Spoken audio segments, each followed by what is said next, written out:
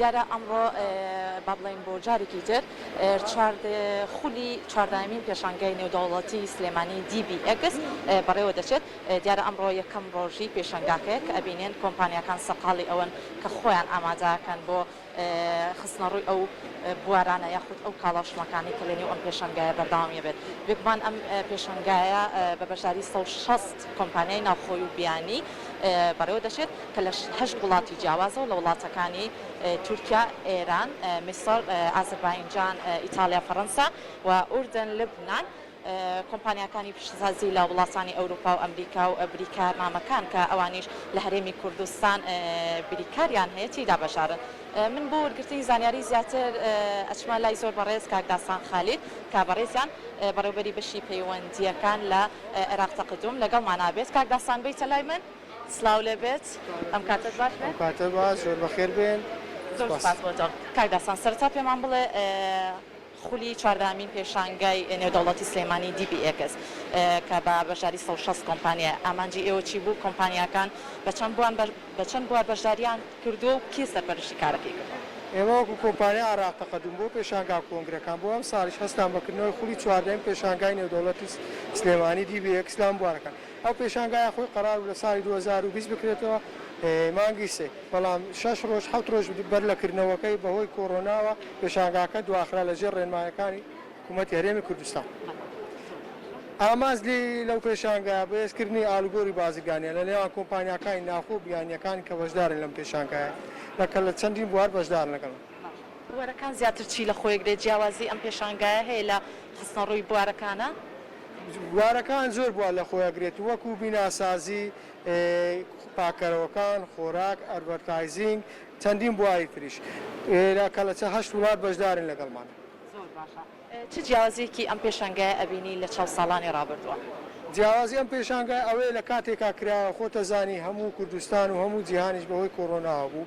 هەرچەندە کۆمپانیەکان زیاد لە تموحی ئێمە نین بەهۆی ئەم بارودۆخە، بەڵام تا ڕادەیەکی باش بەشداری هەیە لەم پێشانگایە. زۆر باشە. سەکانە خۆش هیچ پەیامێکی ترت ماوە لەسەر پێشانگاکە بیخێتە ڕوو؟ دواخسەوە ئەم پێشانگایە بۆ 6 ڕۆژ بەردەوام دەبێت لە کاتژمێر 11 بۆ 7 ئێوارە.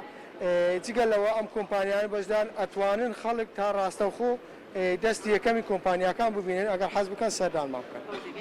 دەستەکانە خۆش زۆر سپاس بۆ تۆ. دووبارە دەستخۆشی بۆ کاک داسان خالید کە بەڕێزان و بەڕێوەبەری بەشی پەیوەندیەکان لە عێراق تەقدم لەگەڵمان نابوو. اینجا ئێستا چەند کەسێک وەرەگرم با بڵێن چەند کەسێکی بەشار بوو لە کۆمپانیەکان کە ئەمڕۆ لە یەکەم ڕۆژی پێشانگاکە بوارەکانیان خستۆتە ڕوو. ئەچمە لای ئەم بەڕێزە بابزانین بەچی بەشداریان کردووە.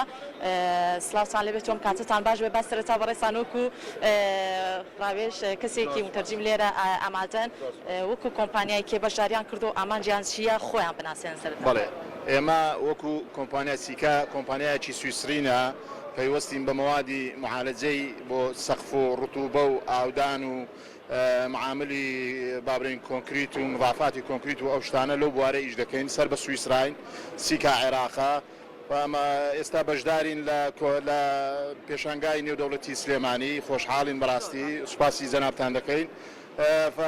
ئێستاش کاک مەروان وەکو مدیری شەریکەی سیکا عێراق چەند گفتوگویەکی پرسیارێکی لێ بکەین کە بەڕێزان ئەمڕۆ وەکو کۆمپانیایەکی کێ بوو شوێنەکان؟ کۆمپانیای سویسرا لێرە ئامادەن. ئامانجی ئەوان چیە لە بەشداریکردنیان لە هەماهەنگیکردنیان لەگەڵ کۆمپانیەکانی هەرێمی کوردستان کە ئەمڕۆ لێرە بەشدارن؟ اوكي شكرا سباس. بالنسبه لكاك مروان عرف نفسك. كاك مروان هي مدير شركه سيكا عراقه. مروان الطويل المدير العام لشركه سيكا السويسريه.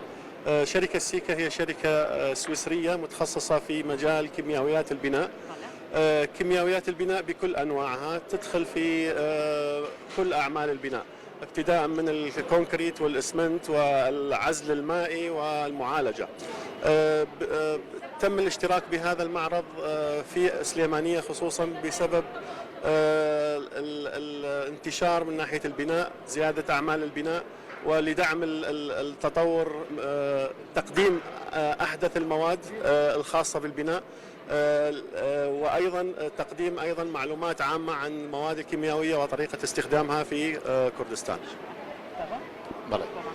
بیکەم بە کوردیت کاگمەروان دەفەرمێ بە مەسەلەن ئێمە کۆمپانیایەکی سیکاینە سویسڕینە بەشداریمان کردێ لە پێشانگای نێودەوڵەتی سلێمانی بۆ ئەوەی مەوادی خۆمان بناسێنین مەوادەکانیشمان پەیوەستە بە مەوادی ڕوتوبەی سەربان و بابڕین مەوادی مزافاتی کۆنکریت و مەوادی سدود و کۆمپانیا زەخمەکان و مەتەرەن ئەو مەوادەمان هەیە کە ئێستا حەرزی دەکەین لێرانە بۆ ئەوی بتوانین یارمەتی بەڕاستی کۆمپانیەکانی کوردستان و عێراق بەگشتی بدەین ئێمە بەڕێ خۆشحاڵین کە بەشدارین لە پێشانگایەکە. دەستان خۆش بێ زۆر سپاس بۆ هەماهەنگیکردنەکەتان دەستان خۆش بێ.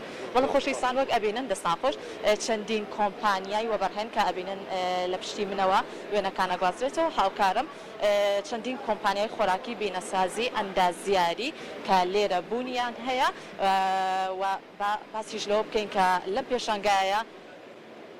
لەم پێشەنگایە با بڵێن بواری کتێب بواری چاپەمەنی و بڵاوکردنەوە بواری زۆر بواری جیاواز ئەندازیاری تەکنەلۆژی کە ئەمە چەندین بواری جیاوازە خواردن جلوبەرگ ئەگەر هاوکارم گۆڤار وێنەکان بگوازێتەوە لێرە ئامادەکاریەکان کراوە چەندین کۆمپانیای خواردن و چەندین کۆمپانیای با بڵێن کتێب لێرە نمایش کراوە پێداویستیەکانی خوێندنگە و چەندین کۆمپانیای تری وەبەرهێنیش کە لە بوارەکانی بابەتی ناوماڵ و بابەتی جوانکاری و بوارەکان زۆر جیاوازن کە هەر یەکەیان بە بواری جیاواز کە ئەمە ئامانجی بەشاریکردنی ئەم کۆمپانیایانە لێرەیە ئەوەیە زیاتر ژێرخانی ئابووری وڵات بێسر بکرێت پەیوەندی و ئاڵوگۆڕی و هەماهەنگی لە نێوان کۆمپانیەکانی وڵاتانی دەرەوە لەگەڵ هەرێمی کوردستاندا زیاتر گرنگی پێ بدرێت و بتوانین ئێمەش وەکو هەرێمی کوردستان بتوانین ژێرخانی ئابووری وڵاتمان زیاتر بێزگەین و ئەمەوێ ئەگەر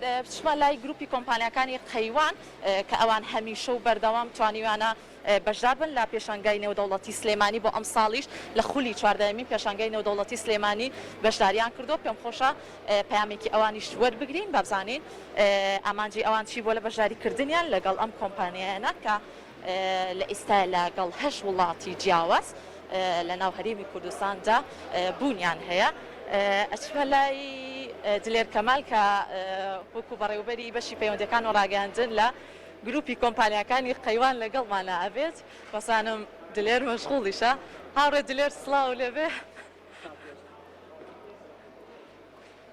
سڵاو لێبێ ببوورە مەشغوڵی تەلەفۆنی وەکو گروپی کۆمپانیەکانی قەیوان بۆ خولی 14مین پێشانگای نێودەوڵەتی سلێمانی DBX چۆن بەشداریتان کرد ئامانجتان چی بوو؟ بەڵێ ئێمە وەکو گروپی کۆمپانیەکانی قەیوان بەو پێیکەیەکێکی لە کۆمپانیا گەورەکان لە هەرێمی کوردستان بەشداریمان هەیە لەم جۆرە پێشەنگایانەی کە دەکرێتەوە لە هەرێمی کوردستانەوە تایبەتیش لە شاری سلێمانی کاکرێتەوە پێشەنگاکە پێشەنگایەکی گرنگ دەبێت بۆ جوڵەی ئابووری و بواری بازرگانی و دەرفەتێکی گرنگیشە بۆ یەکتر ناسین لەگەڵ کۆمپانیا جیهانی و کۆمپانیا ناوخۆیەکانی تر گروپی کۆمپانیەکانی قەیوان لە سێکتەرە جیاوازەکانی بواری خانوبەرە و وزە و چەندین بواری تر لە بواری پەروەردەیی کار دەکات ئامانجمانە لە ڕێگەی ئەم دەرفەتانەوە کە دەڕەخسێت بۆ کۆمپانیەکان ئێمەش بتوانین ئەم هەلە بقۆزینەوە و پەیوەندیەکانمان پتەوتر بکەین بەهێزی بکەین و ساڵانەش هەموو کات بەشدار بووین و لە بەشدارە سەرەکیەکانی پێشەنگاکەشین یعنی هەروە بە سادەی بەشداریمان نەکردووە قەیوان سپۆنسەری دایمۆندی 14مین پێشەنگای نێودەوڵەتی سلێمانیشە کە زیاتر لە 120 کۆمپانیای جیهانی و ناوخۆی بەشدارن. زۆر سپاس بۆ دلێر کەمال بەڕێزان و بەڕێوەبەری بەشی پەیوەندی و ڕاگەاندن لە گروپی کۆمپانیەکانی قەیوان لەگەڵما بوو.